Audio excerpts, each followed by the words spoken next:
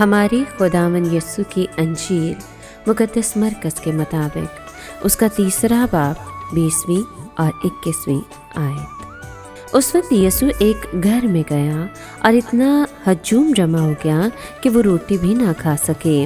جب اس کے رشتہ داروں نے یہ سنا تو اس پر قابو پانے نکلے، کیونکہ کہتے تھے کہ وہ دیوانہ ہو گیا ہے۔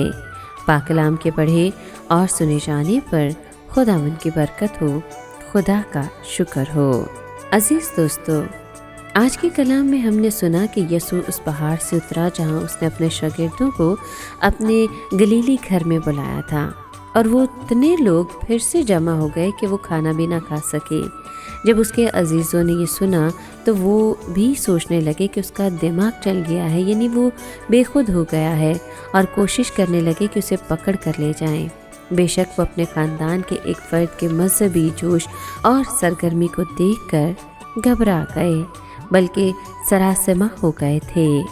یہ حقیقت ہے کہ جو شخص خدا کے جوش سے بھرا ہوتا ہے اپنے ہم عصروں کو ہمیشہ پاگل لگتا ہے۔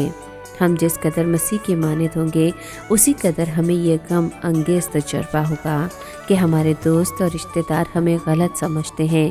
اگر ہم اپنی قسمت بنانے اور دولت کمانے کو قدم بڑھائیں گے تو سب ہماری حوصلہ افزائی کریں گے۔ اگر ہم مسیح کے لیے کٹر پن کا مظاہرہ کریں گے تو سب طعن و تشنیع کا نشانہ بنائیں گے۔